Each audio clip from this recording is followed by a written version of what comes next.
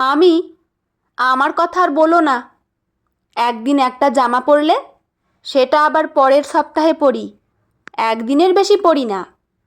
অনেকেই বলে, রিমাদি তুমি কি পরিষ্কার পরিচ্ছন্ন থাকো। এটা আমার একটা গুণ বলতে পারো। বাসে উঠে দরজার সামনেই দাঁড়িয়ে পড়েছিলাম।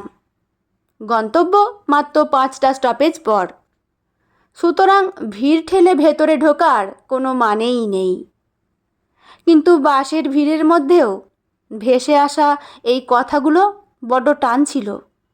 মনে হচ্ছিল ভেতরে গিয়ে ঠিক ওর পাশেই দাঁড়াই। কে এই মহিলা? কেন এমন অকপটে নিজের কথা বলে চলেছেন? মনে হচ্ছিল কাছে গেলে হয়তো আরও কত কি জানতে পারবো।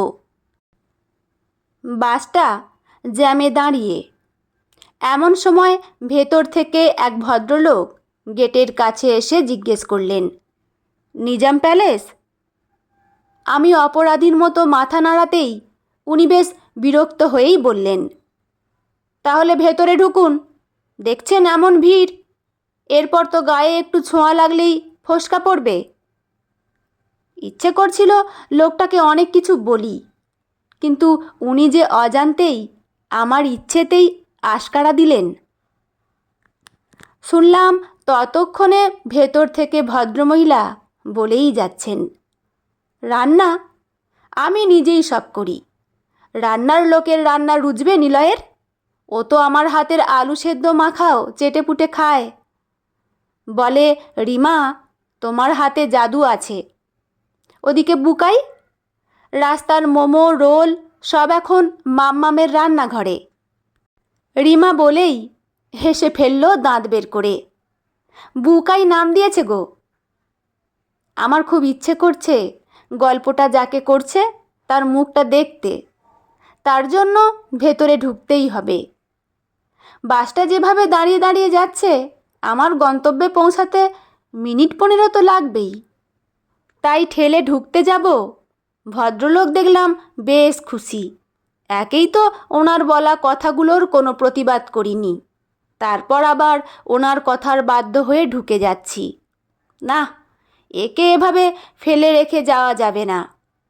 মুখটা ঘুরিয়ে বললাম, আমিও সামনেই নামবো। আগে জানুন কোথায় নামবো, তারপর না হয় বাচালতা করতেন।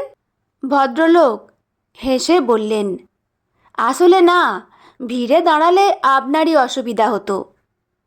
আমি আর কথা বাড়ালাম না, এগিয়ে একদম রিমা দেবীর পাশে। তখনও উনি নিজের গুণকীর্তন করেই চলেছে। আরে, আমার ঘরের বাঁদিকে যে আকাশী দেয়ালটা, নিলয় কত বড় একটা ওয়াল পেন্টিং কিনে আনলো। 3,500 টাকা নিল। আমার তো দেখে রাগ হয়ে গেল। এতগুলো টাকা কেউ নষ্ট করে? বললাম, আগে বললে আমি এঁকে দিতাম। সামনের ভদ্রমহিলা বেশ অবাক। সেটা অবাক নাকি বিরক্ত বোঝা গেল না। তবে অফিসে যাওয়ার সময়ে গরমে ভিড়ে ওনার এই আত্মগর্বিত মনোভাব ভালো না লাগারই কথা। কিন্তু আমার বেশ লাগছে। আজকাল তো যার সাথেই কথা হয় শুধু অবসাদ আর বিষণ্ণতার কথা। ডিপ্রেশন একমাত্র পছন্দের শব্দ। তার মাঝে এর এত সুখ দেখে বেশ লাগলো আমার। অসুখের মধ্যে এই টুকরো সুখের দাম কম নয়। তুমি আবার আঁকতে পারো নাকি? বসে থাকা ভদ্রমহিলা বলতেই রিমা হেসে বললেন, বেশ ভালো পারি। ছোটবেলায় কম প্রাইজ পেয়েছি।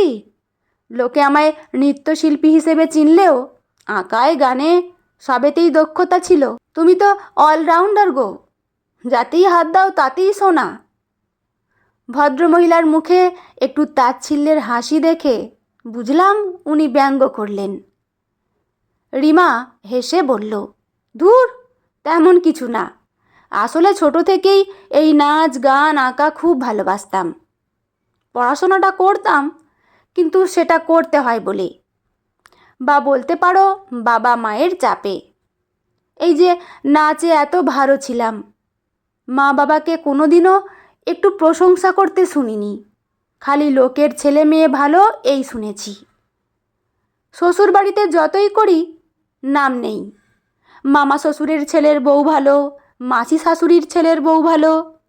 এই যে নিলয়ের আমার রান্না ছাড়া চলে না, কোনো দিনও মুখ ফুটে বলে, কোনো দিনও না। এই তো জীবনের অর্ধেক কেটে গেল, 42 হলো।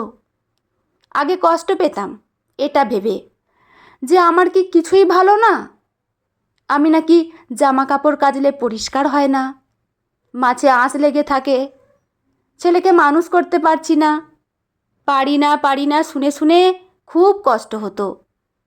মুখচোরা ছিলাম, তাই বলতেও পারিনি কোনো দিনও কারোকে।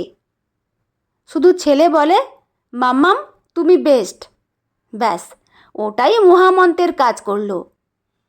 লাগবে না কারোর প্রশংসা, নিজের ঢাক নিজেই পেটাবো।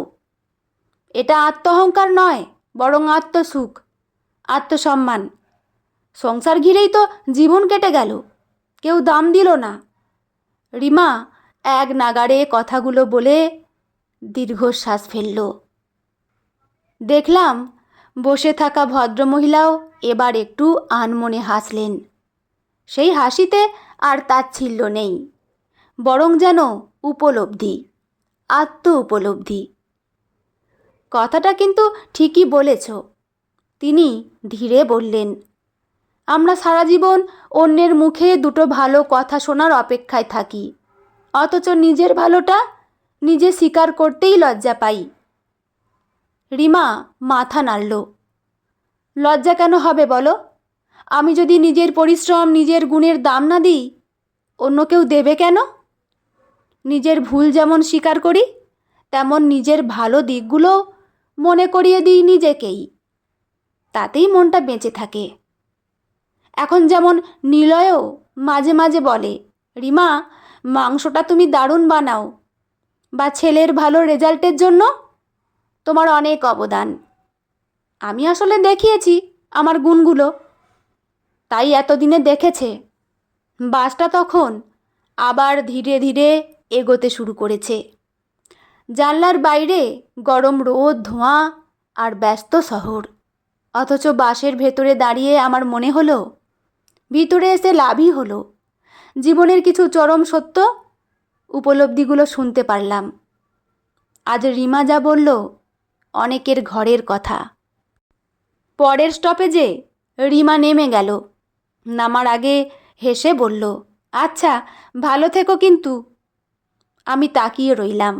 মনে হচ্ছিল ওর এই নিজের ঢাক নিজেই পেটাবো কথাটার মধ্যে কোনো বাড়াবাড়ি নেই, বরং আছে বহু বছরের অবহেলা, অস্বীকৃতি আর না পাওয়ার বিরুদ্ধে ছোট্ট একটা প্রতিবাদ।